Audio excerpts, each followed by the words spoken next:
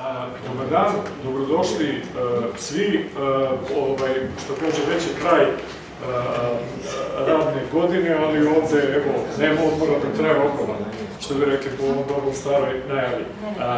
Malo šale, drago mi je da smo pre svega u vreme kad je grad poprilično prazan uspeli da sakupimo ovako vrednu publiku danas, koja, treba da kažem, malo, ali odabrano, ali uopšte nije ni mala, a o vrednosti posebno neću ni da kažem. Dakle, veliko mi je zadovoljstvo da mogu da pozdravim ovde kod nas naše goste i to pre svega, dakle, ovo trojicu učesnika današnje konferencije koju smo najavili, ali takođe još dvoje naših gostiju iz Argentine, Oskar i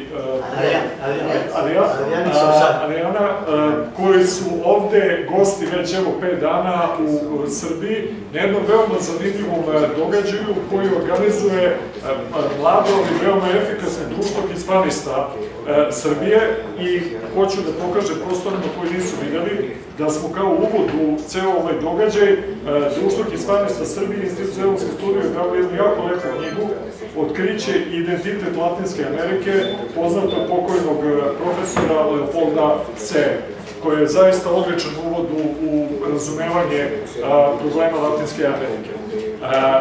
Dakle, u okviru ovih svih dešavanja ovde, juče je počelo, u stvari danas počinje radni deo jedne druge manifestacije za one koji ne znaju, na John Nesbitt, odnosno Megatron univerzitetu, održava se godišnji kongres Međunarodne asocijacije za izučavanje latinoameričkih studija, što je zaista veliko priznanje za Beograd. Profesor Majević to organizuje na jedan zaista izvanredan način i do petka će trajati izlaganja, referati, čitav niz stvari. Tako da evo 10-ak dana Beograd je obeležen i Srbija na neki način prisustvom veoma uglednih i zanimljivih mislilaca koji dolaze iz Latinske Amerike. Recimo tu je poznati profesor Adalberto Santana, koji je na UNAM-u, čuvenom Meksičkom univerzitetu, drži, bio dugo godina direktor katedre, odnosno Centra za izučavanje latinoameričkih studija i tako dalje i tako dalje. Danas imamo to zadovoljstvo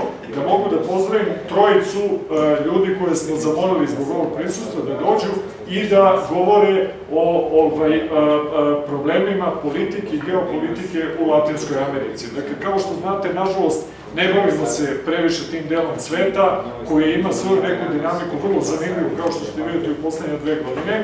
I da ne dužim više, znači samo ću kratko da predstavim goste koje imamo. Dakle, pre svega ću predstaviti našeg čovjeka, jer će on najviše biti izmaltretiran danas. Ovdje prisutni Dejan Mihajlović, profesor na univerzitetu, kako se kaže, Univerzitet tehnologiko de Monterrey, dakle poznatom univerzitetu Monterrey iz Meksika, koji radi u njihovom kampusu, odnosno odeljenju u Ciudad de Mexiku. On je tamo profesor već 10 godina, vrlo uvaženo ime, čovek koji je čest komentator međunarodnih zbivanja, dakle i u Latinskoj Americi i u Evropi. Proveo je recimo godinu dana na studijskom boravku u Brazilu, izvanredno, mislim, nemamo čovjeka koji bolje poznaje direktno ono što se tamo dešava, ovo pre svega novinari da se obraćam, jer kad im bude trebalo neko za poznavanje Latinske Amerike, stvarno nemamo bolje čovjeka danas koji je na licu mesta. Tu je zatim profesor Centeno, naš prijatelj iz Argentine, koji, ako sam dobro uhvatio njegovu biografiju, trenutno radi u Španiji, ali je, dakle, izvanredan stručnjak za probleme ljudskih prava i pravnik koji se bave, dakle, i pravnom tematikom, ali i političkom, dakle, jedna mešavina, da kažem, pravne i političke teorije i koji izvanredno poznaje, dakle, dešavanje i u svojoj zemlji i u Latinskoj Americi. I tu je zaista jedno veliko ime savremeno i moram kažem da smo navodni sa drugim gostima, ali pre svega izuzetno počastovani da imamo danas sa nama profesora Oracija Černutija Goldberga, koji se smatra zaista za jednog od najvećih živih intelektualaca i u Meksiku i u Latinskoj Americi danas. Ovde kod sebe imam njegovu knjigu koja je nedavno prevedena kod nas. Knjiga je Filozofija u Latinskoj Americi, 200 godina filozofske misli naše Amerike, dakle, kako je on definisao. Gospodin Čeruti Gulberg je poznati filozof, ali takođe i čovjek dosta angažovan u javnim raspravama koji izuzetno poznaje razvoj situacije u Latinskoj Americi, a nadam pre svega u Meksiku, odakle dolazi. Eto, to bi bio neki kratak uvod i probat ćemo danas sa malo konsekutivnim prevodom, malo improvizacije, ali verujem da ćemo dosta toga lepo moći da čujemo. Još jednom se zahvalim pre svega ljudima, Dejanu naravno koji nam je svima pomogao da ovo organizujemo i ekipi iz društva hispanista Srbije, ovde je prisutna Tijana Čupić, dakle doktorat, koja se bavi vrlo zanimljivim stvarima, nemam vremena da je predstavim i želim da nastave sa ovako vrednim radom i sa približavanjem Latinske Amerike, Srbije i u budući. Dobar dan svima, dobrodošli. Veliko mi je zadovoljstvo da možemo da se okupimo na ovom mestu i da porazgovaramo o temama koje nisu isključivo vezane za latinoamerički podkontinent, iako već nekoliko decenija Latinska Amerika je na izvestan način u žiži svetskih tokova i uopšte interesovanja javnog mnjenja na globalnom nivou, ne samo zbog toga što je krajem 90. godina prošlog veka i početkom novog milenijuma došlo do velikog i veoma korenitog preobražaja, transformacije nekih društava, latinoameričkih društava s obzirom na napuštanje tog tradicionalnog neoliberalnog modela. Paradoksalno je to, da ga nazivamo tradicionalnim zato što je to model koji je već skoro 25 godina, bezmalo 30 godina bio na delu u većem delu Latinske Amerike, ali on počeo da se napušta krajem 90. godina dolaskom Huga Čavesa na vlast u Venecueli i kasnije dugokom korenitom transformacijom latinoameričkih društava u Argentini, u Brazilu, u Andskom bazenu, mislimo tu pre svega na Boliviju, na Ekvador, takođe Čile, zemlje Centralne Amerike i takođe i Karipskog područja. Dakle, ovo je samo jedan mali uvod u ono što ćemo danas govoriti, a to znači dotaći ćemo se nekih ključnih pitanja i sadržaja politike, ekonomije i uopšte kulture na latinoameričkom podkontinentu da bi se to približilo publici u Srbiji. Solo estoy diciendo que como una especie de introducción vamos a tener una mesa redonda sobre actuales tópicos de la política y geopolítica latinoamericana y la forma de cómo se inserta en el panorama global. Tendremos unos 10 minutos más o menos para enfatizar de manera general lo que está pasando hoy en América Latina y cómo esto repercute a otras partes del mundo. Dakle, daćemo prvo reč profesoru Centenu, on dolazi iz Argentine i kao što ste već čuli, ekspert je na području ljudskih prava i konkretno se bavi politikologijom i političkom naukom. En primer lugar, agradecer a Misha Najsrdačnije vas pozdravljam, veliko mu je zadovoljstvo što sam ovde sa vama. Najpre se zahvaljujem organizatoru ovog skupa, profesoru Miši Đurkoviću. Takođe mi je drago da delim ovaj sto sa mojim sagovornicima. Ovo je prvi put da sam u Srbiji, jednostavno sam oduševljen onim što sam do sada video. Osjećam se kao da sam skoro kod kuće, i pokušavam da napravim neke paralele između onoga što sam video u toku ovog kratkog boravka. Znam da vi pripadate grupi slovenskih naroda, ali odmah sam uočio bliskost između naroda Latinske Amerike i srpskog naroda. Takođe mi je veoma poznato da u Argentini postoje iseljeničke skupine i društva sa ovih prostora. Vuković, Popović, Delić, está lleno en Argentina de gente que, claro, uno después cuando viene acá se da cuenta que son descendientes. Bueno, pido disculpas también por no poder hablarles en su mismo idioma. Želim najpre da vam kažem, odnosno da se predstavim, izvinjavam se što ne mogu da se obratim svima vama na vašem maternjem jeziku. Ja dolazim iz akademske sfere, dakle po struci, po profesiji sam advokat, ali sam se specijalizovao za oblast međunarodnog prava, oblast ljudskog prava i pored toga što se bavim akademskim i univerzitetskim poslom, duboko sam svestan da sam čovek i građanin, a to znači da sam obavezan da se na jedan što je moguće objektivniji način upustim u istraživanja svih ovih problema i sebe smatram borcem za ljudska prava i s tim u vezi, dakle, na najbolji način treba da povežemo onu teorijsku osnovu i građu ove materije sa praktičnim delovanjem. Definišem samog sebe kao čoveka umerenog levog centra, progresističke orijentacije i naravno koristići sve one prednosti koje mi bavljenje naukom omogućava da shvatim šta se događa ne samo u mojoj zemlji nego na čitavom latinoameričkom podkontinentu, a i šire. Samo bih želeo da specifično pokažem da ću ja iz ove moje kritičke perspektive, nadam se da će ona biti tako i predstavljena, se baviti isključivo Južnom Amerikom. Tu bi ja sad napravio malu digresiju, prevodeći u našem svakodnevnom govoru, dakle u žargonu se termin Južna Amerika upotrebljava kolokvijalno misleći da se radi od Rio Grande, znači države severa Meksika pa sve dole do Patagonije. Dakle, mi grešimo kada smatramo sve ono što nije Kanada i Sjedinjene Američke Države da je to Južna Amerika. Južna Amerika je u stvari ono od Panamskog kanala pa do juga Argentine, a Latinska Amerika je u stvari ono što mi nazivamo Meksiko, Srednja, Centralna Amerika, Karibsko područje i na kraju Južna Amerika. Neophodno je da to pojasnim zbog toga što je i sam moj sagovornik Dejan tokom ovih nekoliko dana govorio o Evropi, postavljajući pitanje kada spomenemo Evropu ili koristimo pojam Evropa, na čega se taj pojam, odnosno na šta se taj pojam odnosi, da li je to isključivo Evropska unija, da li su to zemlje koje nisu deo Evropske unije ili su na putu ka integraciji sa Evropskom unijom ili su to potezi kao na primer između Kaliningrada i Moskve i taj evropski deo Rusije i tako dalje. A partir del golpe militar de 1974.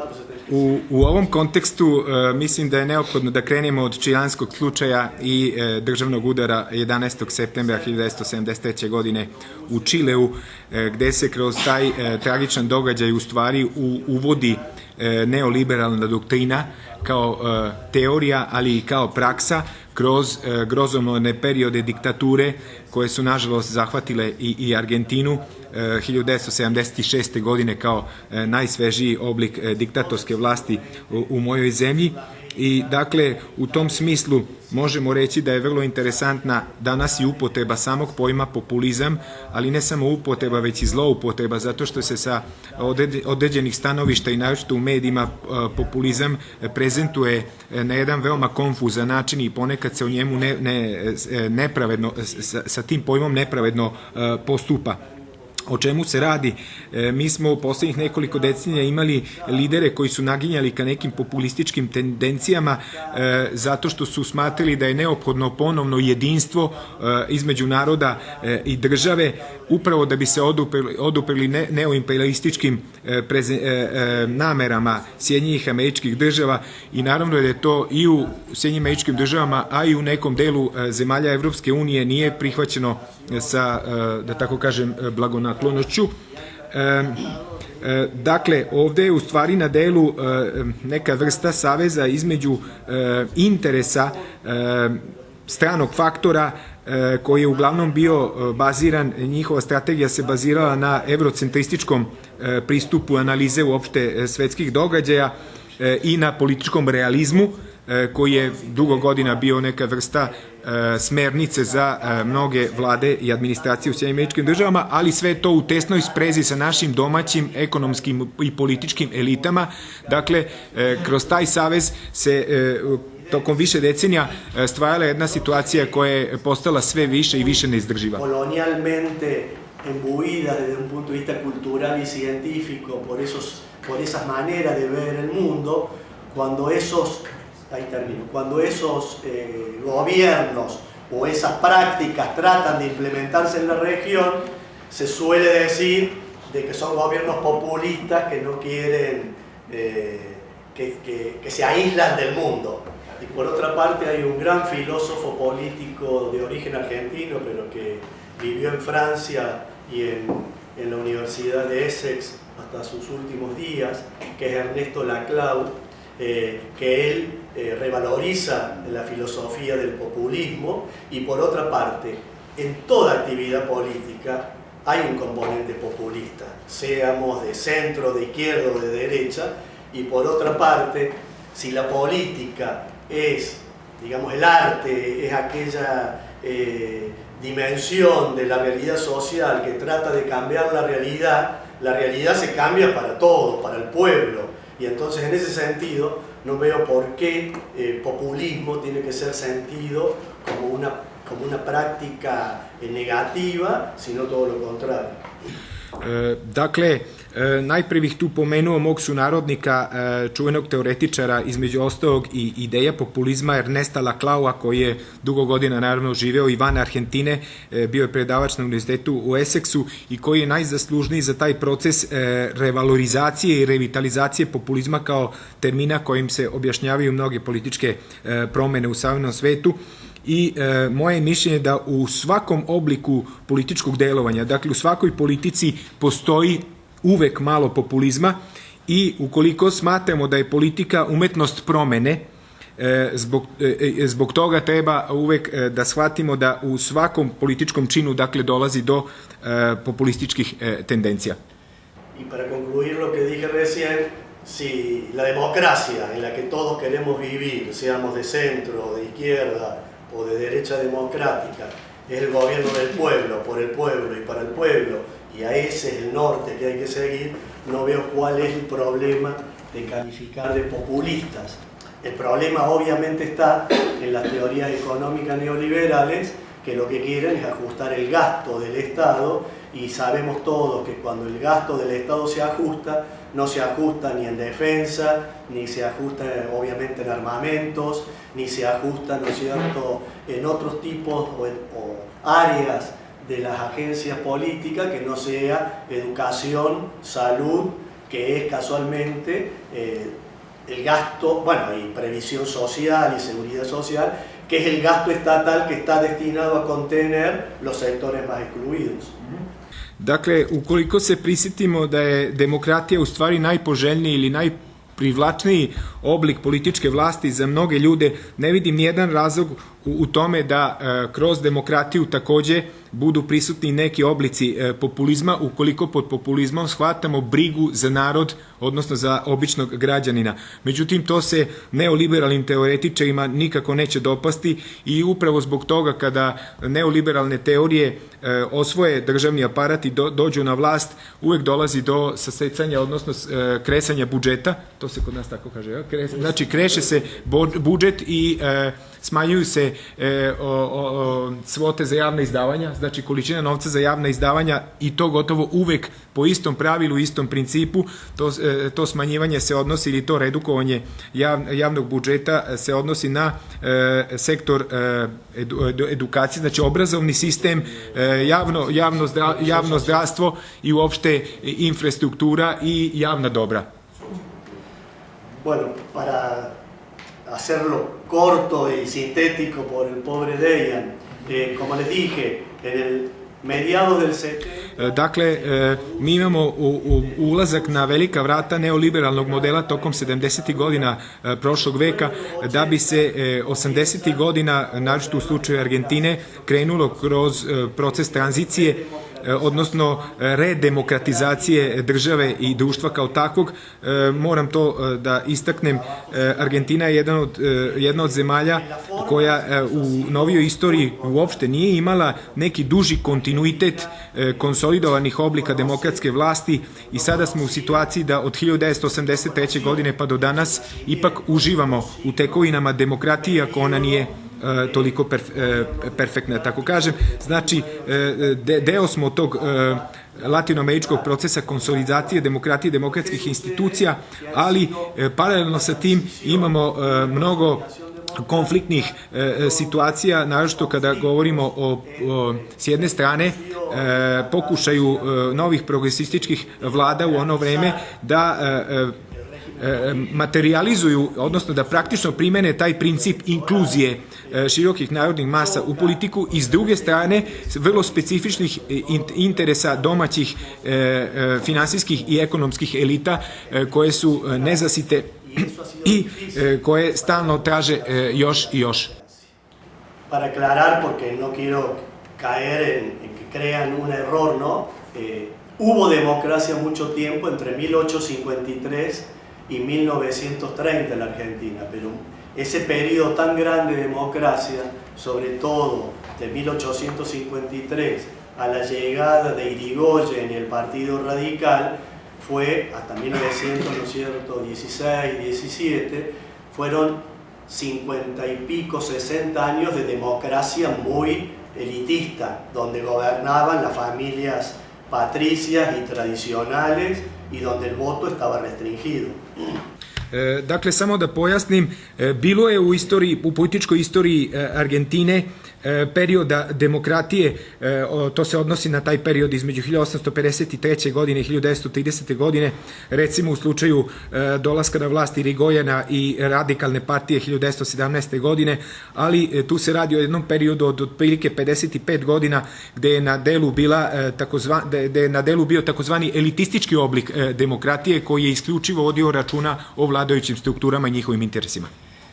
Y en ese primer gobierno democrático real que fue el radicalismo y con Irigoyen en el poder, mucho se debe... Kada govorimo o slučaju Irigojena i u tom, u stvari prvom slučaju dolaska jačeg demokratskog oblika vlasti u Argentini, mislim da je to zasluga evropskih migracionih, odnosno evropskih migranata koji su u jednom momentu, kada se uporedi odnos evropske migracije i domaćeg stanovništva, bili 1:3. Dakle, na jednog kreola je dolazilo 3 migranta i uglavnom je to bila migracija koja je sa sobom donosila nove i sveže ideje. Članovi socijalističkih ili anarhističkih pokreta evropskog podneblja i to je u stvari doprinelo da se ubrzaju procesi i tokovi razvoja demokratije kao takve u Argentini. Casualmente, ¿no es cierto?, en 1916 se aprueba la primera ley electoral que permite el sufragio universal. Obviamente la mujer todavía no va a votar, eso es obra del gobierno peronista en la década de los 40, y permite el acceso, digamos, de sectores excluidos anteriormente a una democracia más de contenido, más real. Aún así, el sistema electoral, por más que permitía el voto a todos, quien ganaba se llevaba los 2/3 de los representantes y quien perdía se llevaba 1/3. No había una distribución proporcional como la que va a haber luego en la democracia moderna. Dakle, i to je upravo negde 1916. godine kada se u Argentini ozakonilo opšte pravo glasa, ali to opšte pravo glasa pitanje koliko je bilo opšte zbog toga što je ženski deo populacije bio potpuno da tako kaže, marginalizovan. To je tek sa peronizmom i sa sastavanjem peronizma kao političkog fenomena u Argentini je došlo do aktivnog uključenja ženske populacije u izborne procese i uglavnom su to bili procesi koji su imali 2 ili nekoliko kandidata tek.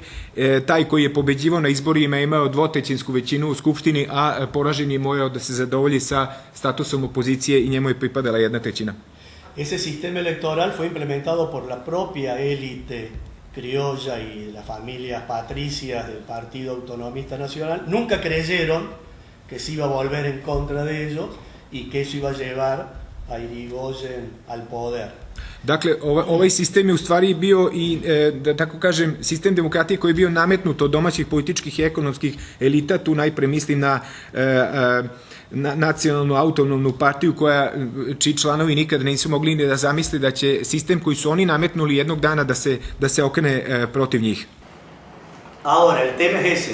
Una vez que llegan movimientos populares al poder, Irigoyen en su primer mandato y segundo, Perón en el primero y segundo, y luego ahora con el periodo ya más de la redemocratización, con un sistema electoral más propio de la modernidad, con elecciones, con un sistema de elección directa del presidente, no indirecta como era el modelo anterior, similar al estadounidense, y con distribución de las bancas del Congreso por el sistema DOM, la cosa es distinta. O sea, el sistema político se transforma obviamente en más democrático, pero ahí es cuando se llega a gobiernos que quieren tratar de introducir un cambio, y cuando esos gobiernos quieren tratar de introducir un cambio, vienen esas otras fuerzas que yo dije al principio, que son las que continuamente luchan para impedir el cambio.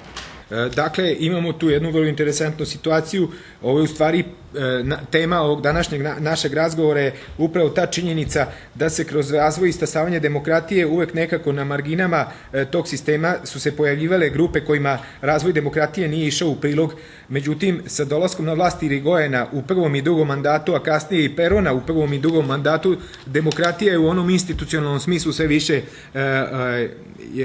ojačavala. Izborni sistem je postajao sve transparentniji i došli smo do te situacije da direktno biramo našeg predsjednika. Međutim, uvek je van tih okvira postojalo interesnih grupa koje su radile protiv dalje konsolidacije razvoja demokratije. Yendo a lo más actual, que a ustedes les interesa más, pero me parece... Dakle, idemo tako, polako smo došli do današnjeg trenutka. Žao mi je što sam malo vremena utrošio da vama ponudim ovaj istorijski kontekst da bi se bolje razumelo ono što se danas događa u Argentini. Dakle, u ovih nekoliko decenija, radi se o periodu od 50 godina, sve više i više su stasavale demokratske institucije, demokratski izborni procesi, ali interesne grupe koje su bile na izvestan način oštećene, da tako kažem, prodorom demokratije nisu mirovale. Međutim, sada dolazimo do jednog novog scenarija gde više nije moguće da se kroz državne udare i političku nestabilnost koja je bila veštački stvarana dogode promene.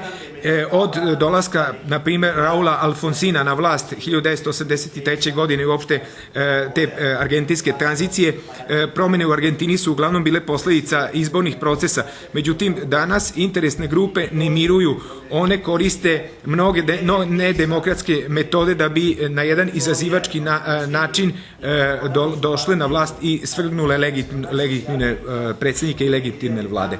Muy grande en la geopolítica de Argentina y de Sudamérica en el mundo y termina luego claudicando ante las directrices del Fondo Monetario Internacional y el neoliberalismo. Empieza juzgando a las dictaduras militares, que fue la primera vez en la historia que un gobierno juzgaba por crímenes de lesa humanidad, y termina luego por las presiones, no indultando, porque eso lo hace Menem, pero termina así dictando leyes que restringen esa condena que habían tenido. Y se tiene que ir antes del gobierno, no renuncia, pero se hace toda una ficción, como en ese tiempo todavía estaba la Constitución vieja que duraba 6 años, y 6 meses antes había elecciones y Menem ya había ganado las elecciones, le traspasa el mandato antes a Menem para que no cayéramos, ¿no es cierto?, en una cefalía o en un golpe militar.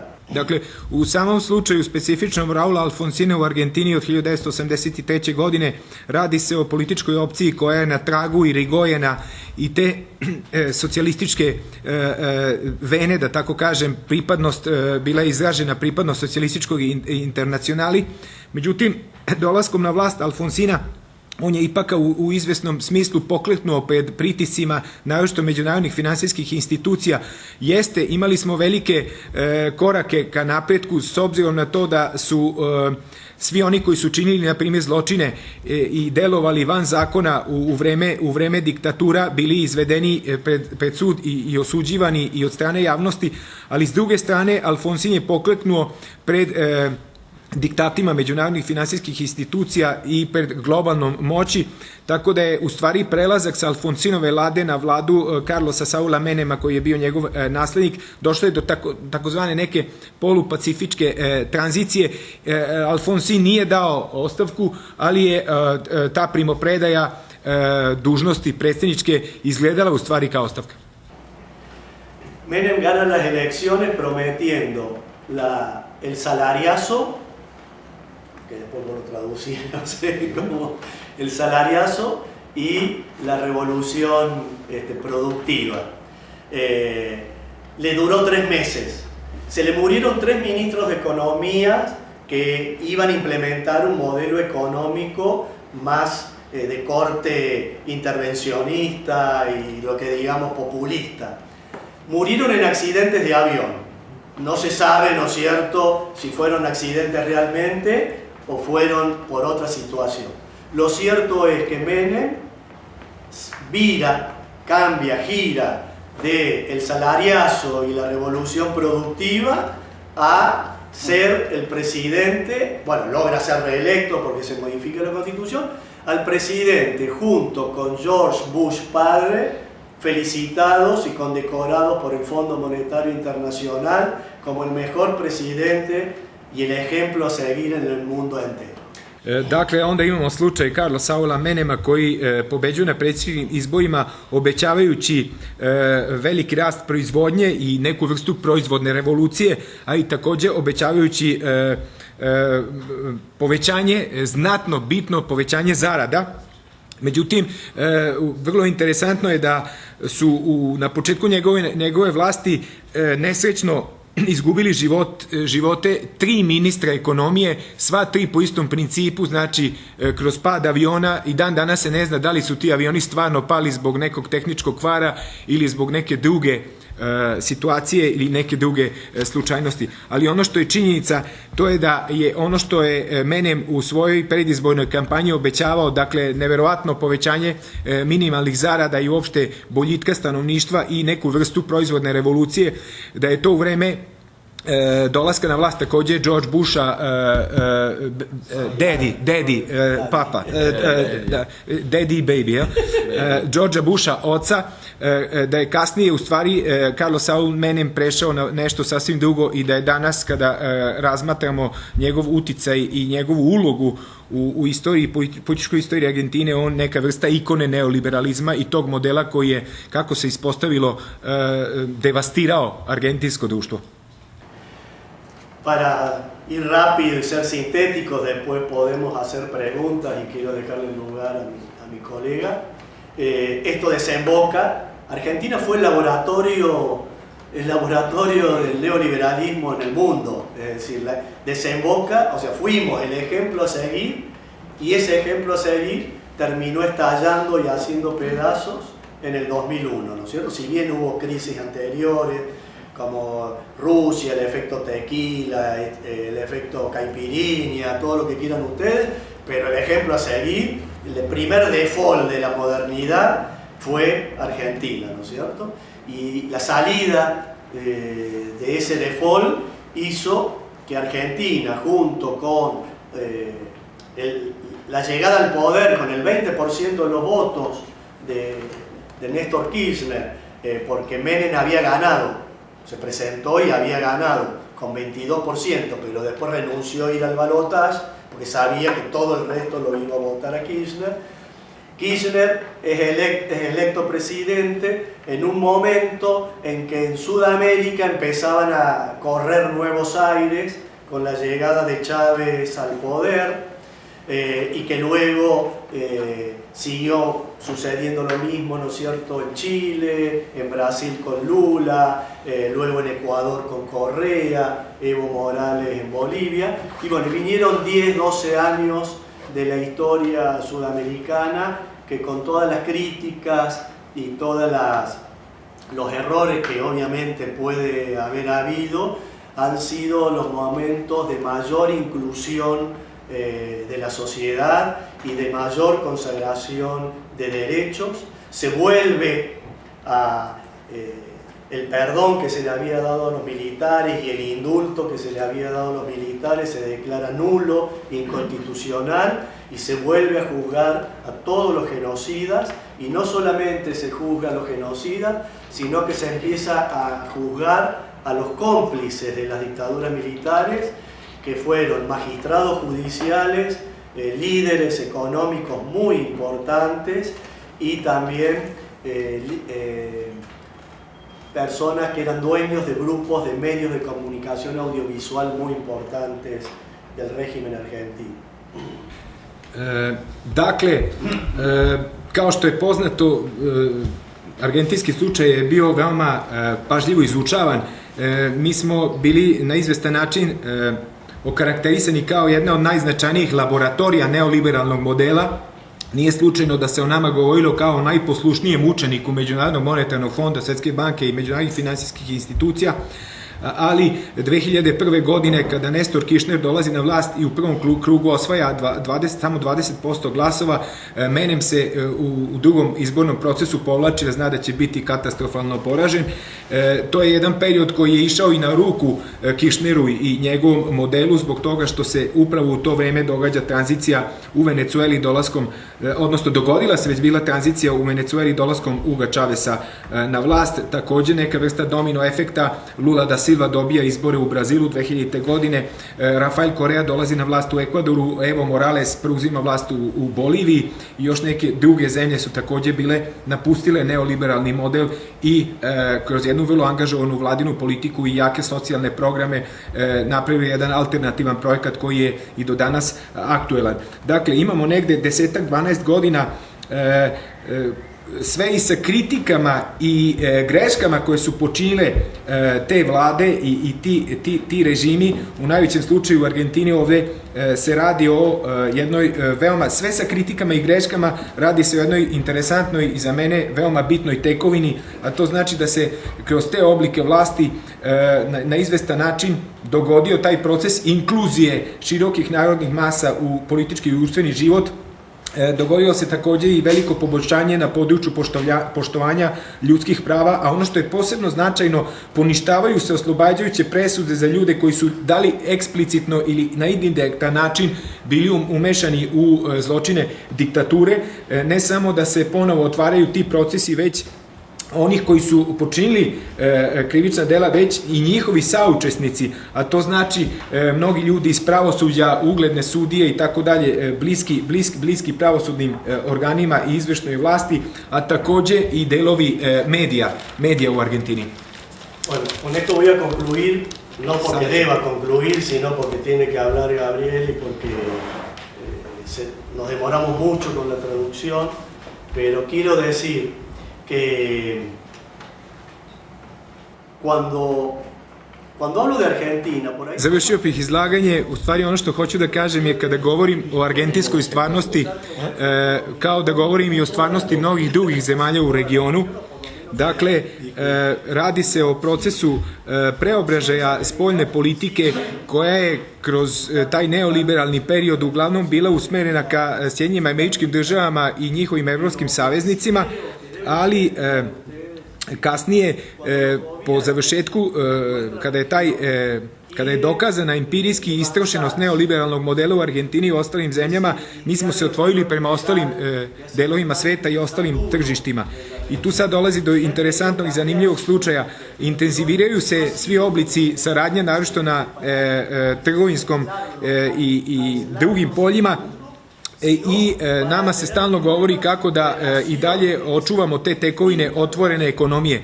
Ali kad god se mi otvorimo prema onom delu sveta koji nisu ni Sjedinjene Američke Države ni Evropska unija, uvek nekako dobijamo packe od međunarodnih finansijskih institucija koje nas u tome koče. Znači, kada se otvaramo, odmah nas zatvaraju. I u tom smislu su najbolji pokazatelji i Tratado Libre Comercio, sporazumi o slobodnoj trgovini, znači sporazumi o slobodnoj trgovini koji uglavnom funkcionišu kao sporazumi o slobodnim investicijama i ulaganjima, a kada govorimo o tome da možemo da uspostavimo dobre trgovinske odnose sa ostalim delovima sveta kao što su Kina, Indija i neke druge zemlje, a i kada govorimo o tome da se ekonomija otvore u onoj meri da praktično tržišta budu gotovo slobodna od bilo kakve državne intervencije, to se u praksi ne događa. Mi smo zemlje koje uglavnom imaju dosta poljoprivrednih proizvoda za izvoz, ali nacionalne ekonomije Evropske unije i u Sjedinjenim Američkim Državama taj sektor poljoprivrede dotiraju, tako da je veoma teško biti konkurentan na tim tržištima, naročito kada su u pitanju poljoprivredni proizvodi i njihove cene. Termini levica, desnica funkcionišu u Latinskoj Americi dosta drugačije nego kod nas. Kod nas, recimo, čak i populističke priče, kao što ste vidjeli, kod njih je osnovno uslovno rečeno podela na ono što oni nazivaju neoliberalnim režimima, a to su režimi koji imaju podršku od Sjedinjenih Američkih Država, međunarodne monetarnog fonda i financijskih institucija, povremeno, nekad su to demokratski režimi, a nekad imaju i autoritarni sistem vladavine, dok je s druge strane, recimo, neka vrlo, opet za nas čudna kombinacija, dakle, ovoga što je nazivaju levi populizam uglavnom, odnosno levi demokratski pobune protiv tog sistema koji nameću međunarodne institucije, koje najčešće imaju podršku, recimo, katoličke crkve sa tom tradicijom teologije oslobođenja, dakle, što je dosta drugačije nego u terminima u Evropi. Samo to sam hteo da objasnim. Es muy valiosa la ocasión de estar aquí compartiendo apertura de diálogo que ojalá tenga continuidad. Za mene je od velikog značaja i veoma cenim mogućnost da budem ovde sa vama i da otvorimo jedan dijalog. Agradezco mucho su presencia y también, por supuesto, a Misha, Dejan y Chana por la organización y todo el esfuerzo que han hecho para que podamos estar aquí.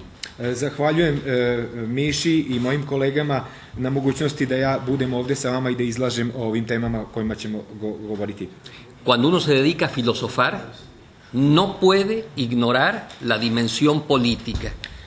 Kada se neko bavi filozofijom, apsolutno je nemoguće ignorisati politiku kao takvu. Porque esa dimensión política es la que nos ayuda a entender dónde nos encontramos, cómo hemos llegado hasta aquí y cómo podríamos salir de aquí. Upravo zbog toga što je ta politička dimenzija ključna stvar da bi shvatili zašto smo danas ovde uopšte i kuda idemo. Como ya nuestro colega nos ha dado una visión, ya se me fue para allá, una visión del pasado, o por lo menos una parte de ese pasado, yo me voy a concentrar en el presente. Kako je profesor Centeno govorio više o prošlosti, ja ću koncentrisati moje opaske na sadašnjost i na trenutnu stvarnost.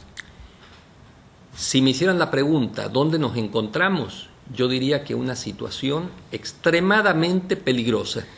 Ukoliko me pitate gde se mi to danas nalazimo, moj odgovor je nalazimo se u jednoj ekstremno opasnoj situaciji. Y aquí hay un detalle que quisiera, antes de entrar a estos puntos que voy a referirme, un detalle que quisiera aclarar que tiene que ver con la terminología. Ovde bih želeo da pojasnim neke stvari koje se tiču terminologije i uopšte upotrebe termina. Incluso mucha gente que hace burlas de a qué se dedican, los que se dedican a la filosofía, dice que son un jueguito de palabras. Čak i misleći na one ljude koji se neki put ismejavaju i govore o filozofima kao ljudima koji se igraju sa rečima. Bueno, yo me di cuenta en el semestre pasado que estábamos terminando un curso que hice sobre el peronismo y las filosofías, o las filosofías y el peronismo. I shvatio sam tokom prošlog semestra kada smo imali jedan kurs o peronizmu i filozofiji, odnosno filozofiji peronizma, que era indispensable hacer un curso que voy a comenzar este semestre, ahora cuando regrese esta semana a México, sobre populismo. Dakle, shvatio sam da je neophodno i hitno da napravimo jedan kurs, odnosno seminar o populizmu kao takvom. Pero cuando hace 6 meses pensé que íbamos a trabajar esto de populismo, nunca me imaginé que se iba a estar usando la palabra populismo como hoy. Ali, pre 6 meseci uopšte nisam mogao ni da zamislim da će se termin populizam koristiti u ovom smislu u kojem se danas koristi. Porque hoy populismo es todo. Es populismo de izquierda, de derecha, de centro, de no sé qué, Trump es populista, no sé qué, en fin, incomprensible. Jednostavno, običan čovjek je u konfuziji, zato što je danas populizam gotovo sve. Imate populizam s desne, imate populizam s leve strane, Trump je populista, ovi su populisti, oni su populisti. Y ahí es muy importante, en primer lugar, es cierto lo que planteaba Centeno, es democracia del pueblo, por el pueblo y para el pueblo. I mislim da je ovde od vitalnog značaja i upravo je profesor Centeno kada je govorio da moramo ponovo da stavimo na dnevni red ideju demokratije kao oblika vlasti od strane naroda za narod, by people, for people, and Jefferson, democracy for... Znači, demokratija... Lincoln. Znači, demokratija kroz narod, za narod i u narod. Od naroda. Todo el problema es qué quiere decir pueblo. Problem je u tome šta podrazumevamo pod narodom. Porque la misma palabra se puede utilizar para una cosa, para la otra. Zato što ista ta reč može da se koristi da li za jednu, da li za drugu stvar. Por supuesto que para Adolfo Hitler el folk era un cierto folk. Él Da- sabía por dónde iba, ¿no? Naravno, za Hitlera je die Volk ili narod bila jedna stvar. On je Bueno. znao jako dobro kuda će sa tim. Aquí simplemente yo lo que voy a intentar hacer en este curso que viene es centrarme en el uso histórico y en los procesos históricos relacionados con el populismo. Ja ću se u ovom kursu osvrnuti, znači taj kurs koji ću držati, osvrnut ću se posebno na ideju istorijskog korišćenja populizma u istoriji i sve ono što je on podrazumevao i kako se to manifestuje danas. Porque ahí sí tomo cierta distancia de los planteamientos de Laclau en el sentido de que no es solo narrativa, sino que son procesos históricos, aunque nunca podamos decir perfecto cómo fue el proceso. Da. I u tom smislu mislim da ću se malo i distancirati od postulata Ernesta Laclaua, zato što s jedne strane imamo tu taj istorijski evolutivni razvoj pojma, a s druge strane imamo konkretne istorijske činjenice i ono kako se te dve stvari povezuju. De nuevo, ¿dónde nos encontramos? Y aquí el asunto me parece que es el siguiente. Iniciaron hace unos años los sectores dominantes y nuestro vecino del norte con esto que se llamó golpes blandos. Dakle, ponovo insistiram na tome, gde smo mi to danas? I opet postoji taj fenomen našeg severnog suseda i te ideje mekih udara. Este experimento les funcionó más o menos en el caso de Honduras, en el caso de Paraguay. To je eksperiment koji je funkcionisao za njih u slučaju Hondurasa i Paragvaja. Yo creo que no les está funcionando en el caso venezolano. Ali im to danas ne polazi za rukom tako lako u Venecueli. La ultraderecha venezolana es una minoría. Ekstremna desnica u Venecueli je manjina. Y el asunto es que me parece, pero esa es una hipótesis, una opinión mía, ¿no?, de que le están apostando a la ruptura de las Fuerzas Armadas. I moje lično mišljenje je da iako u manjini ta desnica u stvari misli da će se ključne promjene dogoditi ukoliko se proizvede raskol u vojsci. Creo que a esos sectores y también al vecino del norte, si hubiera un golpe de Estado o una guerra civil, sería mejor a que continuara de alguna manera esta forma de gobierno que se encuentra en este momento. Dakle, taj sektor, neokonzervativni sektor, smatra, odnosno bilo bi im mnogo lakše da se u Venecueli konačno na izvestan način razvije sam građanski rat ili da dođe do državnog udara, a to bi najviše odgovaralo njima i naravno njihovim saveznicima u Vašingtonu, odnosno Sjedinjenih država. Pero bueno, esto es una situación, ya me salió el mexicano, es una situación que hay que examinar con mucho cuidado y hay trabajos muy buenos que se están difundiendo en este momento que examinan puntos internos, inclusive, por supuesto, errores cometidos por el gobierno de Maduro. Međutim, ovom problemu, izučavanju ovog problema treba da pristupimo sa mnogo, tako kažem, pažljivo da ga proučavamo, upravo zbog toga što u ovom momentu ima bezbroj radova i istraživanja koji na jedan vrlo objektivan način ukazuju na sve greške trenutne vlasti u Venecueli. Pero hay un detalle también geopolítico anterior que hay que tomar en consideración. La cuarta flota ya está dando vueltas por allí, en el mar, y segundo, cómo han funcionado los planes, supuestamente, Plan Colombia, etcétera, y el establecimiento de bases militares norteamericanas. Ali postoji tu jedan vrlo interesantan geopolitički detalj koji treba uzeti u obzir, to je u stvari konstantno premeštanje i moviment, kretanje četvrte flote u tom delu sveta i naravno u novijoj istoriji planovi kao što su bili plan Merida, plan Kolumbija i tako dalje i sve veće insistiranje na konsolidaciji američkih vojnih baza u regionu. Eso vuelve a poner sobre la mesa la discusión de qué hablamos cuando hablamos de soberanía. To ponovo postiče na staru ideju i diskusiju o suverenitetu. Šta znači danas suverenitet? Creo que también me conviene, después ya de las referencias que se ha hecho al sur de la región, centrarme un poquito en Centroamérica, en el Caribe y en México. Mislim da mi ide u prilog i da ću skoncentrisati ovu moju analizu govoreći o Meksiku, Karibskom području i Centralnoj Americi, pošto je moj prethodnik uglavnom govorio o Argentini i Južnoj Americi. En el caso de Centroamérica, lo que más se ha practicado y se sigue practicando es dividir para vencer. U slučaju centralnoameričkih zemalja ono što je najviše bilo na delu to je zavadi pa vladaj. En el caso del Caribe se apuesta más bien a su inexistencia y al desconocimiento de Caribe anglófono, de Caribe frankófono, etcétera, ¿no? I u slučaju karibskih zemalja uglavnom je to bilo sve, da tako kažem, u kontekstu nepoznanica, odnosno tih država o kojima se jako malo ili ništa ne zna. Dakle, razlika između frankofonskog i anglofonskog područja u karibskom basenu.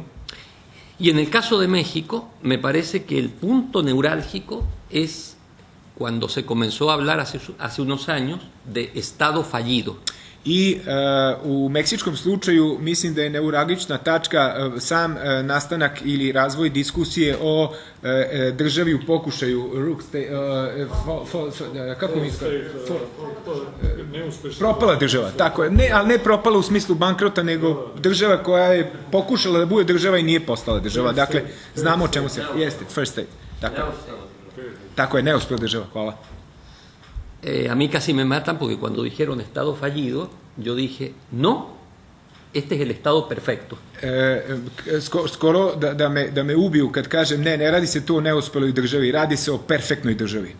Es casi lo que podríamos llamar la utopía cumplida de los sectores dominantes. Čak možemo i da kažemo da je to realizovana utopija dominantnih sektora. ¿Por qué?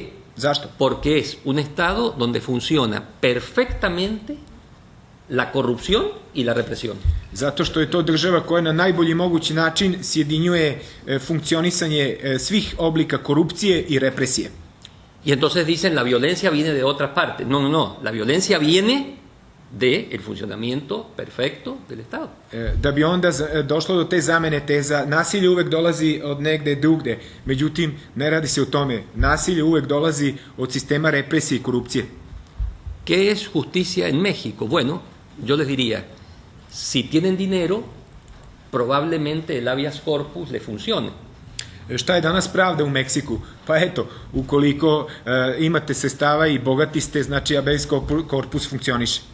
Si no tienen dinero, puede pasar 15 años en la cárcel y después le dice, perdón, nos equivocamos, no hay ninguna prueba y usted queda libre. Ako nemate novca, izloženi ste mogućnosti da budete 15 godina u zatvoru i da posle budete oslobođeni krivice i ono što dobijate, to je izvinite. Y los casos existen, no me lo estoy inventando, ¿no? I ti slučajevi postoje, ne izmišljam ih.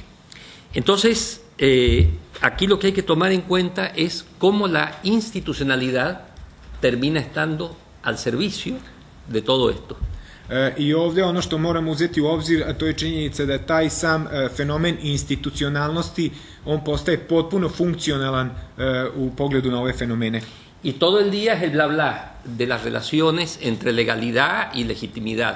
I svakog dana imamo tu bla bla diskusiju o odnosima između legaliteta i legitimiteta. Podría seguir armando este escenario terrorífico, pero creo que la pregunta que más nos interesa es saber, bueno, ¿qué hacemos, no?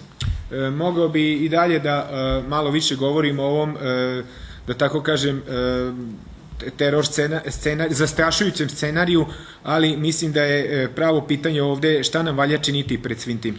Y yo creo que hay 4 puntos que me gustaría simplemente poner sobre la mesa para tener sobre qué seguir abundando. I u potrazi za odgovor na ovo pitanje predložit ću da ovde izložim, pred vama izložit ću 4 tačke za koje smatram da su veoma bitne da bi shvatili o čemu se radi.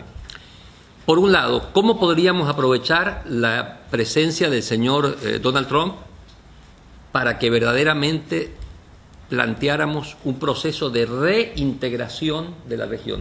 S jedne strane, kako možemo da iskoristimo prisustvo Donalda Trumpa i fenomen Donalda Trumpa da bi ponovo na izvestan način inspirisali procese reintegracije?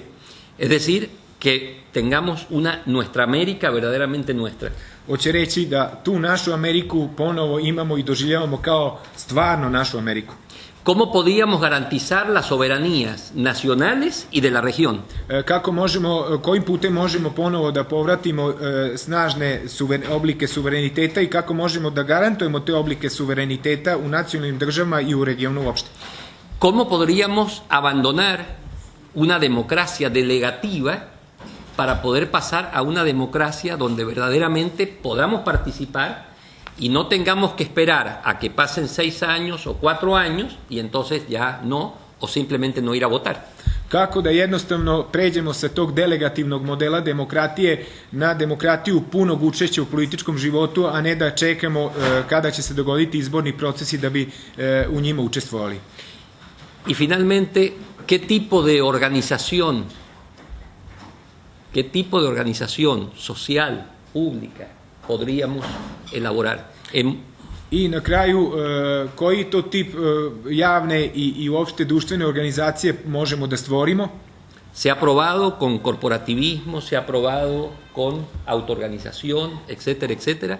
Tenemos que encontrar la forma de articularnos para reconstruir desde abajo una sociedad alternativa. Dakle, probali smo sa modelima participacije i tako dalje, reorganizacije, međutim sada je ponovo na delu ta ideja, odnosno neophodnost da artikulišemo nove oblike saučestvovanja I bueno, i organizacije. tenemos que debatir. I sa ove 4 tačke vas pozivam na dijalog, odnosno na debatu. Danas mi živimo, odnosno proživljavamo jednu veoma duboku radikalnu krizu kapitalizma kao svetskog sistema.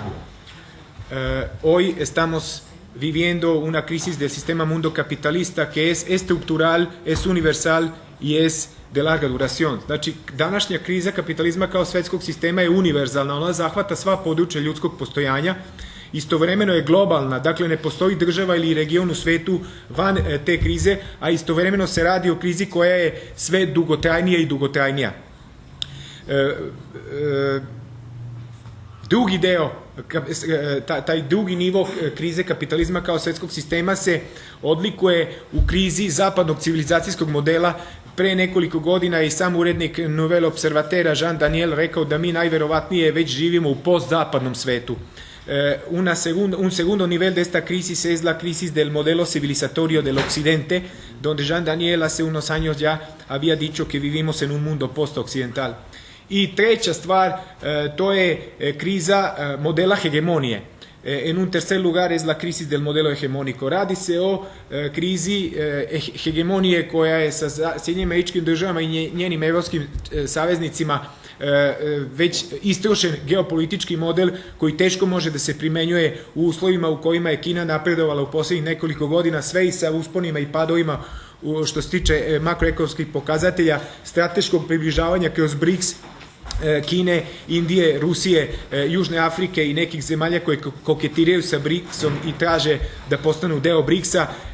Takođe, kroz fenomen koji je veoma poznat i ovde se diskutuje o tome dosta, video sam, to je taj novi put svile kao novi geostrateški model kooperacije na globalnom nivou kroz regione. Dakle, sve te 3 krize koje imaju sistemski karakter, kriza kapitalizma kao takvog, kriza zapadnog civilizacijskog koda i kriza hegemonističkog modela sa Sjedinjenim Američkim Državama na čelu, su u stvari dovele do jednog vrlo interesantnog fenomena, a to je da se danas ni globalni trendovi, ni integracija kroz regionalizaciju mogu smatrati uspešnim modelima. I to je pokazala kriza Evropske unije i izlazak Britanije iz Evropske unije. Dakle, regionalizacija, integracija kroz regionalizaciju, Evropska unija kao upečatljiviji primer i integracija kroz globalne trendove su došli do neke najviše tačke i sada tu nema dalje i mislim da je model integracije interregionalnog karaktera to što je danas na delu. Pienso que las tendencias globalizadoras por un lado y la integración a través de la regionalización han llegado a un punto más alto después del cual ya no hay que esperar mucho y precisamente por eso tenemos la propuesta de un modelo de integración interregional que está encarnado en el modelo BRICS, etcétera, etcétera. I samo da završim, samo bih hteo jedan kratak osvrt na ovo što se danas događa u Latinskoj Americi.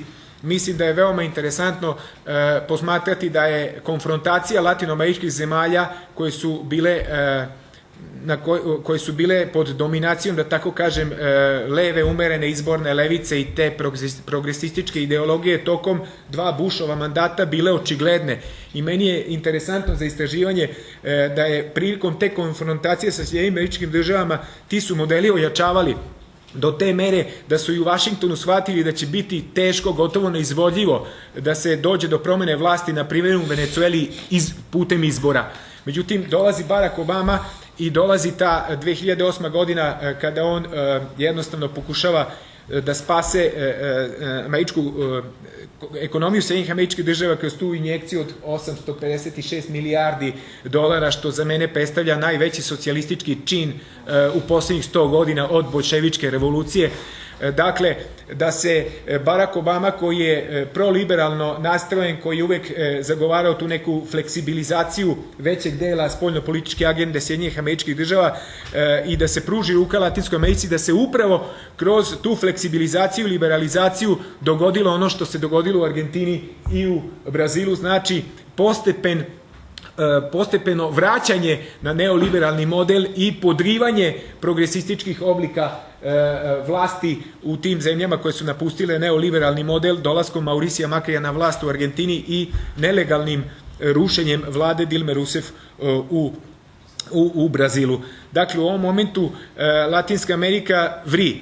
Imamo Venecuelu koja je bukvalno na ivici građanskog rata, imamo izbore u Meksiku predsjedničke sledeće godine, imamo velike pritiske na kontinuitet vlade Rafaela Koreje, iako je Lenin Moreno javno rekao da on neće odstupiti od onoga što je dobrim delom uradio Rafael Korea, ali da će biti nekih vrlo malih razlika, i pritisak naravno na Boliviju Eva Moralesa, a da ne govorimo o pritiscima na te male, da tako kažem, ne u onom pežorativnom smislu, ali u spoljnopolitičkom smislu i dalje važne zemlje Centralne Amerike i centralnoameričkog bazena. Dakle, ja mislim da bi sad ovo bilo dovoljno da uključimo i publiku sa nekim eventualnim komentarima, neslaganjima, pitanjima i da damo reč uglavnom našim gostima, pošto ja sam ovde tek neka vrsta pomoćnika.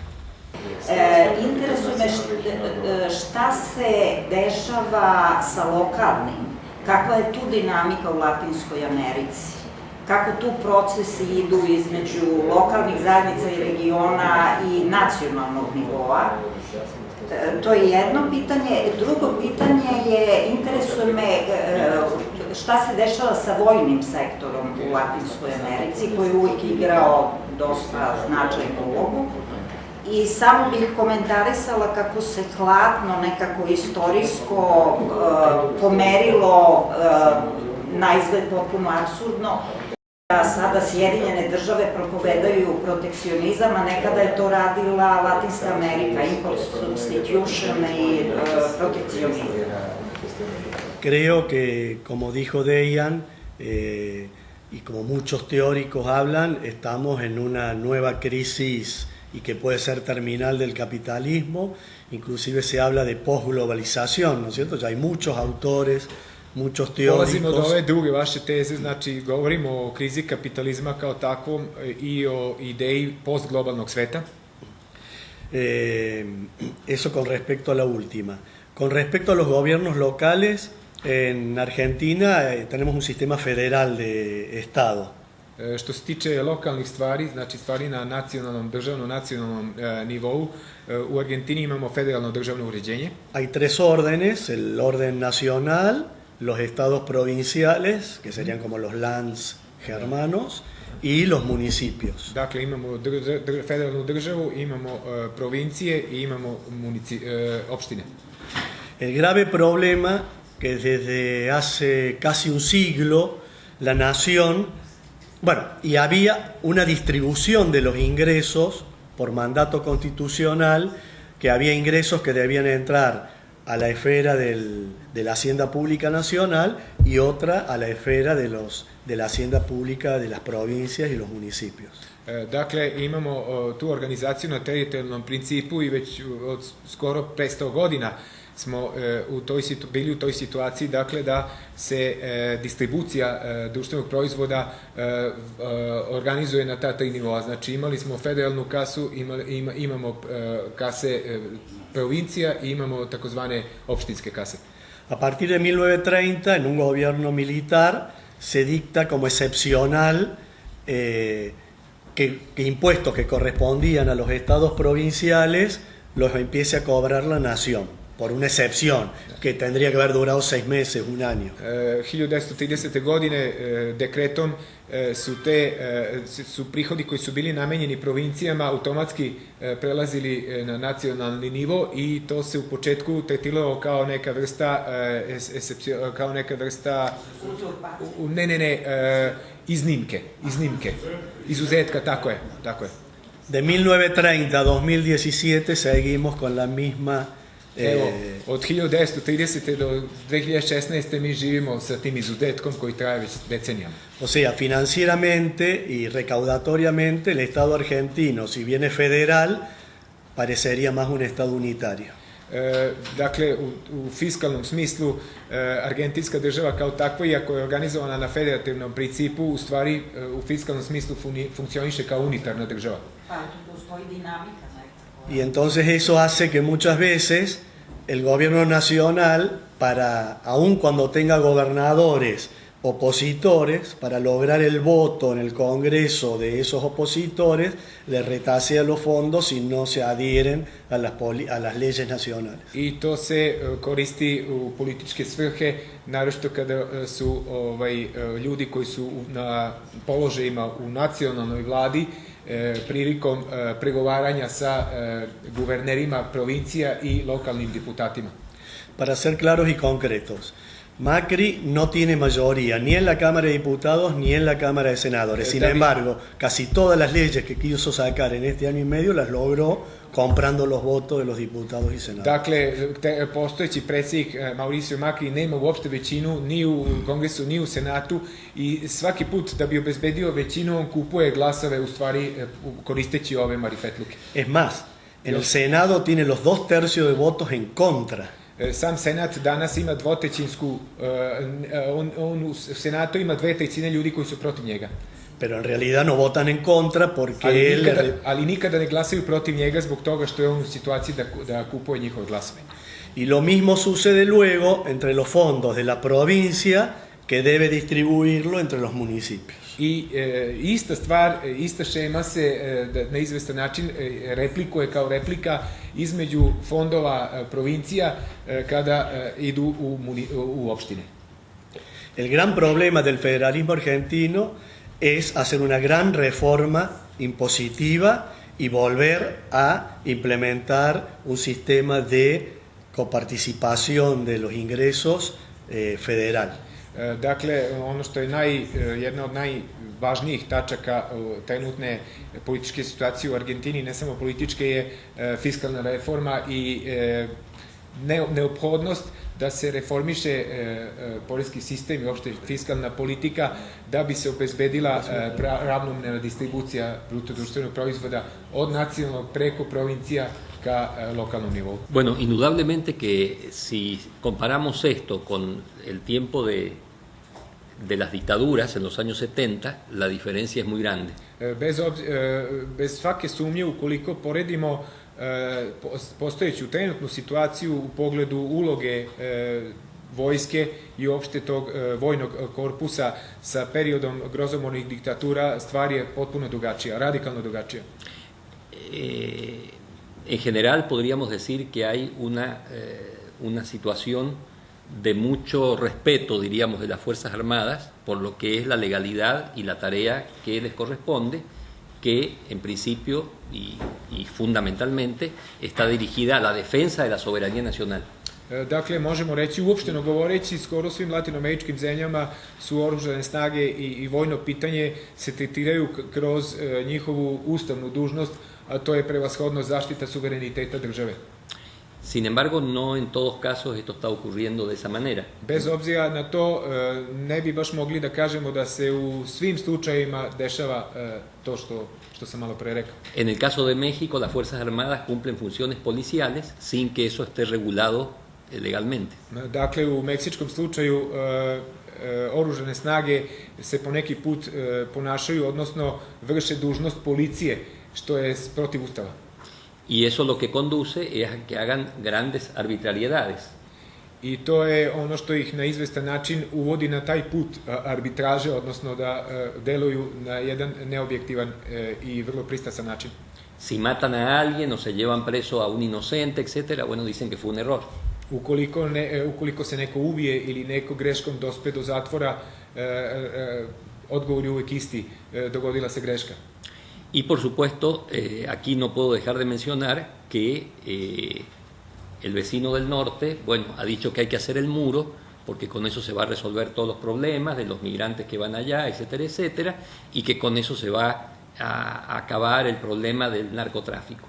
I ne mogu da propustim mogućnost da kažem, kada je u pitanju naš severni komšija, da je taj predlog da se podigne zid na granici sa Meksikom u stvari okarakterisan kao rešenje svih problema i ukoliko se sa tog stanovišta Sjedinjene Američke Države izoluju, da će istovremeno prestati svi problemi. Jedan od tih je narko problema, drugi je problem migranata. Y la única pregunta que yo le haría al innombrable Donald es ¿y cómo funcionaría el narcotráfico sin la existencia del mercado norteamericano? I pitanje koje bi ja uvek postavio kao prvo pitanje Donald Trumpu je kako bi uopšte funkcionisala narkomafija i proizvodnja i prodaja i konzumacija droge bez tržišta Sjedinjenih Američkih Država, odnosno konzumenata. Volviendo a lo de las Fuerzas Armadas, con esto no quiero pensar en que vivimos así en la sociedad paradisíaca y que las Fuerzas Armadas siempre se van a comportar de manera correcta. Da se vratim na vojno pitanje, ono što sam vam rekao, time ne želim da kažem da živimo u nekoj vrsti mirnodopskog, neprikosnovenog mirnodopskog razvoja. A los sectores dominantes no les preocupa para nada que las Fuerzas Armadas intervengan cuando dicen que es para defender la democracia, o sea, la que les beneficia a ellos. Vladajuće sektore i vladajuće političke ekonomske elite uopšte nije briga kako i gde interveniše vojska, jer je to uvek u skladu sa njihovim interesima. Y con dinero, claro que se pueden producir muchas fracturas. I naravno, vi sami znate da velike svote novca mogu da dovedu do cepanja u bilo kom smislu. Así que también es una situación delicada, ¿no? Tako da i u ovom slučaju se radi o jednoj vrlo delikatnoj situaciji. Želio bih da pohvalim ovu inicijativu i ovu školu Latinske Amerike koju je pokrenuli mladi ljudi. Preko sajta sam to, koliko sam video, prepoznao da je reč o mladim ljudima, jer Latinsku Ameriku, ovo sad kažem kao moj komentar, ovde doživljamo kroz medije koje nam stižu, filtrirane vesti, informacije koje nam stižu ili BBC, ili CNN, ili Reuters, i obično se radi o sukobima u favelama, sukobima narkotrafika i tako dalje.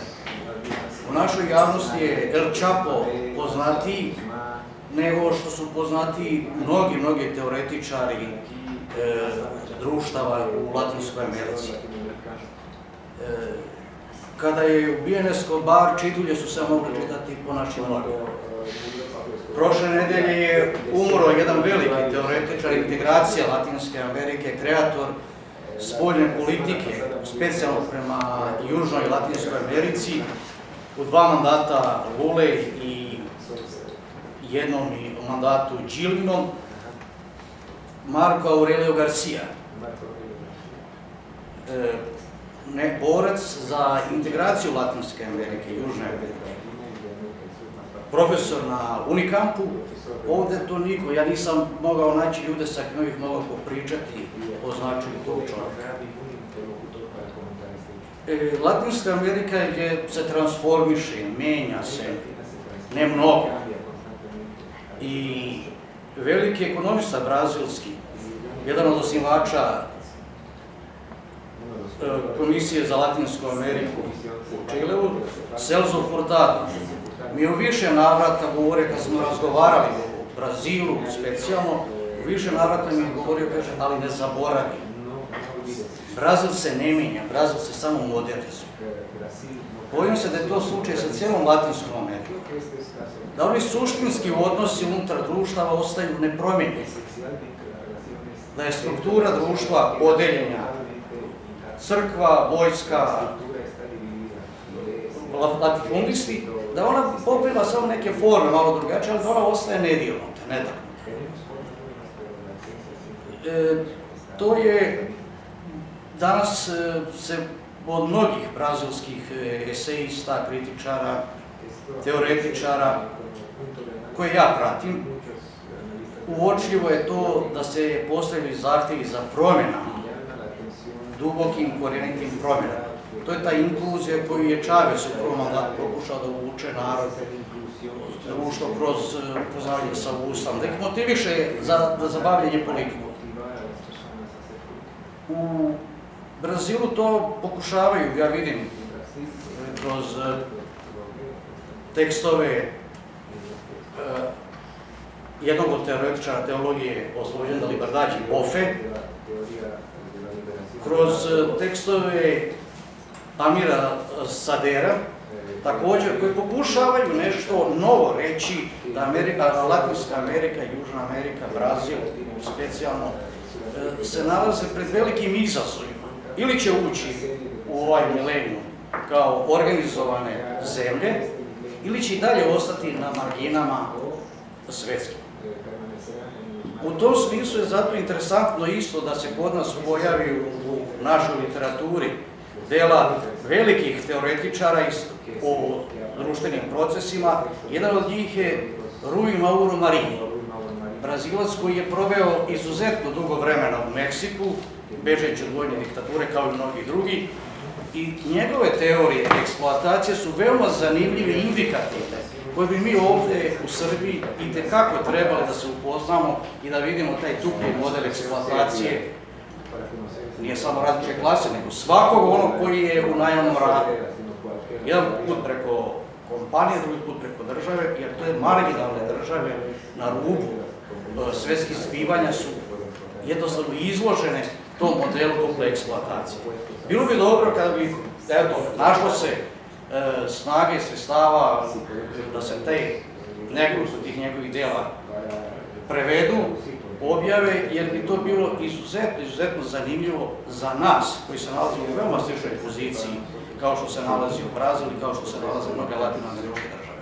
Jednostavno se nalaze u geostrateškoj sceni. To nikakva druga priča ih ne može uvući u svjetske procese, nego jednostavno vlastita energija i vlastite napori. Bueno, coincido en lo que ha planteado. Potpuno se slažem sa ovim što ste izložili. Me parece muy importante destacar el potencial que hay y que se está desarrollando en parte en los jóvenes. Čini mi se veoma važnim istaći upravo taj angažman mladih o kojem ste govorili. Creo que también que recupere figuras como Celso Furtado, como Leonardo Boff, como Rui Mauro Marini, es fundamental. I također mi je veoma drago da ste spomenuli ovdje figure tipa tog formata kao što su Celso Furtado, Rui Mauro i Leonardo Boff. Con Rui Mauro nos conocimos en México, hemos tenido contacto, etcétera, y creo que sería fundamental eso de poderlo editar, ¿no?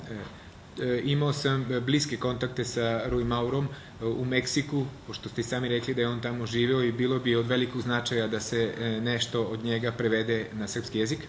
Eso tiene que ver con algo que yo he insistido mucho, y es que empezamos a ignorar nuestro pasado inmediato. To je nešto na čemu ja dosta puta insistiram. Znači, neophodnost da spoznamo našu veoma blisku prošlost, bližu prošlost. Y hay que recuperar ese pasado, porque es un valor muy importante. I moramo povratiti tu bližu prošlost, jer se radi o jednom veoma važnom i vrednom činu. No porque el pasado se repita, Ne zbog toga što se istorija ponavlja, sino porque hay ahí aportes muy importantes que se pueden utilizar aquí. već zbog toga što imate veoma interesantne stvari koje mogu da se primene u savremenom trenutku. Y en eso tiene que haber una labor de adopción, de adaptación, diríamos, de antropofagia, recordando a Oswald de Andrade, ¿no?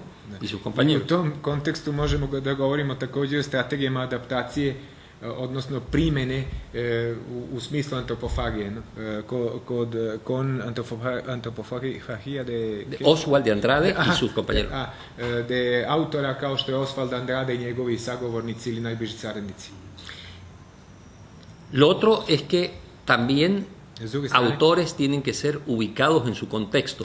S druge strane, veoma je važno da autori budu, da tako kažem, analizirani u kontekstu u kojem oni stvaraju njihove ideje. Por ejemplo, Leonardo Boff, con sus planteamientos de teología de la liberación, estuvo a punto de ser condenado por el Papa anterior, por Ratzinger, ¿no? Na primjer, u slučaju Leonarda Boffa i njegovih ideja koje su vezane za teologiju oslobođenja, on je bio na ivici toga da doživi, da bude stavljen na stup srama i da bude osuđen od pape Ratzingera. Especialmente cuando Ratzinger, antes de ser papa, presidía la Congregación para la Doctrina de la Fe, que era la modernización de la Inquisición.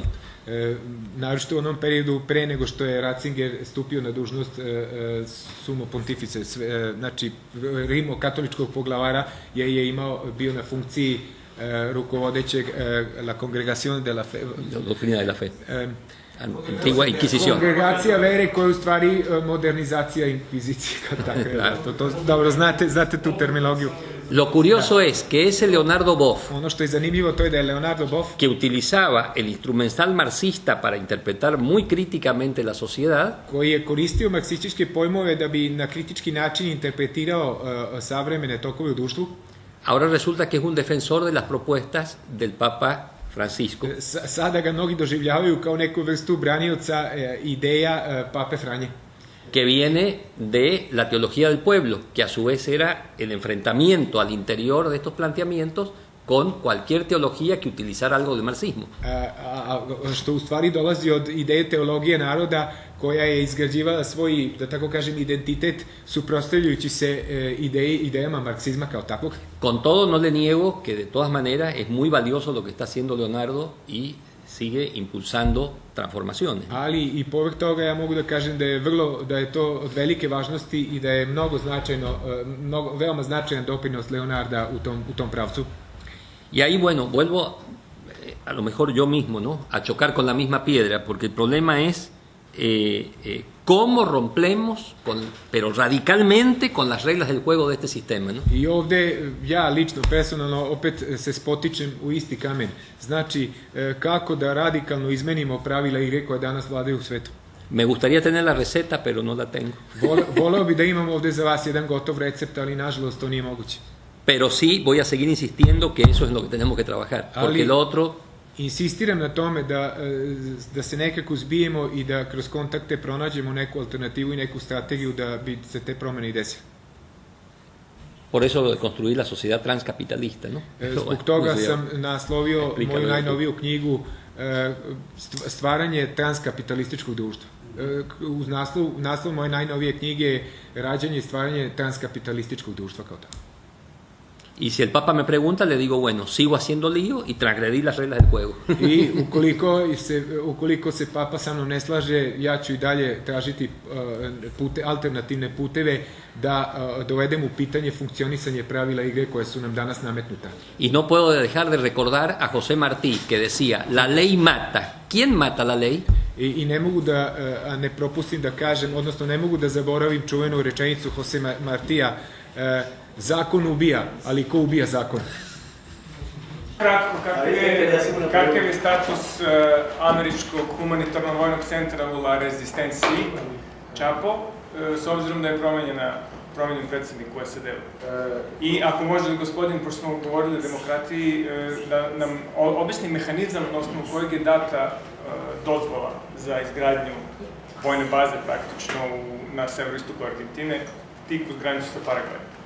Bueno, eso se logra cuando Obama va de visita a Argentina.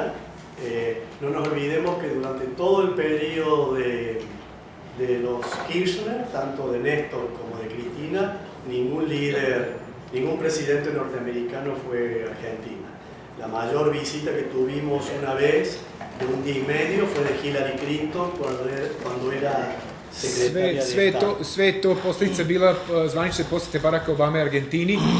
Pre dolaska Baracka Obame u Argentinu, uopšte predsjednici Sjedinjenih država čak nisu ni posjećivali Argentinu, osim u jednom slučaju dan i po je Hillary bila. Y cuando gana Macri las elecciones, ahí se acuerda una visita y Obama va a la Argentina de visita. Da, i kada je Macri dobio na predsjedničkim izborima, odmah je pružio ruku Obami i pozvao ga da dođe u zvaničnu posjetu Argentini. Para ser claro y concreto, Macri asume el 10 de diciembre de 2016 y Obama va de visita a la Argentina en marzo de 2017.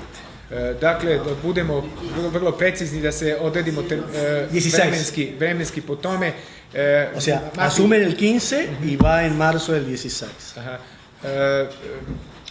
Macri dolazi na vlast krajem decembra 2015. godine, a već marta 2016. godine Barack Obama je u posjeti Argentini. Públicamente Obama justo coincidió con el Día de la Memoria, o sea, el 24 de marzo de 1976 fue el golpe de Estado. Entonces todos los 24 de marzo en los últimos años es el Día de la Memoria en la Argentina, donde se recuerda y todos los movimientos por los derechos humanos recuerdan el lema de memoria, verdad y justicia. I to je, igrom slučaja je bio 24. mart u pitanju, jer je to jedan bolan datum za našu političku opšte generalnu istoriju, jer je to moment suočavanja sa istorijom i uopšte režimom, diktatorskim režimom koji podrazumeva, da tako kažem, sve one zločine koji su se održavali i las tres palabras. Memoria, verdad i justicia. Dakle, uspomena, odnosno kolektivna memorija, istina i pravda. Znači, memorija, uspomena, istina i pravda. Ese día Obama fue y tiró una rosa en un museo que hay por la memoria en la República Argentina. I tog istog dana je Obama doneo na spomen obeležje jednu ružu u čast tih nastradalim ljudima u periodu diktature. Pero no se publicitó que entre los acuerdos que firmaba Obama con Macri estaba lo que nikada nije izašlo na videlo činjenica da je vrlo fin, na jedan fini način bio potpisan sporazum o upravo ovom projektu koji ste vi spomenuli. Eso se publicitó después, como a los 2 meses. To je izašlo na video tek 2 meseca kasnije. Pero de vuelta lo que le dije a tu colega, por más que tiene minoría en el Senado y en diputados, ali da se vratimo na ono što je i gospođa spomenula, iako on ima manjinu u Kongresu i u Senatu, el Congreso y el Senado, quienes son los que manejan la política exterior, o sea, le tienen que dar la autorización al presidente para esas cuestiones, no se opusieron a que eso se instrumentalice. I interesantno je, na primjer, da iako nema većinu ni u Kongresu ni u Senatu, Kongres i Senat koji po Ustavu Argentine u stvari daju ovlašćenja predsjedniku, niko se nije usprotivio u vezi potpisivanja tog sporazuma. Ni Senat, ni Kongres.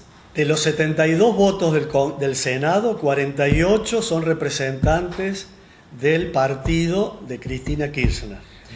Od 72 predstavnika u Kongresu, 48. 48 su u stvari Kirchnerovci.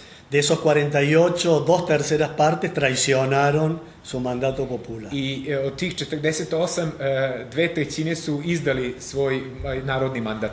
Es por eso que ahora hay elecciones para el Senado y Cristina Kirchner se presenta para senadora. I zato sada imamo izbore za Senat i Cristina Kirchner se ponovo kandiduje za mesto senatorke. Porque sabe que siendo senadora va a poder controlar la tropa. Zato što zna, ako ponovo postane senatorka, da će moći da kontroliše trupu. Dobro, to bi bilo top. Puno hvala.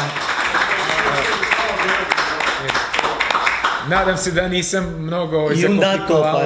Y un dato para dejárselos. Aún con toda la prensa en contra, con toda la persecución judicial que se le ha querido hacer. Aha, i još samo jedan podatak, čak i sa svim tim nad glavi, znači... El político que tiene mayor porcentaje de votos en la República Argentina sigue siendo Cristina Kirchner. Čak i sa svim tim neprijatnostima koje ono doživljava u medijima i uopšte taj proces negacije njene istorijske važnosti kao bivše predsjednice, ona i dalje ima ona i dalje najpopularniji političar u Argentini. Tiene un techo que no tenía antes, pero tiene un núcleo duro que la sigue apoyando. Ima krov nad glavom, ali postoji onaj bazični nukleus, znači bazična tačka gde i dalje crpi snagu i podršku. Su segunda presidencia la ganó con el 55% de los votos. I svoj drugi predsjednički mandat je dobila sa 55% glasova.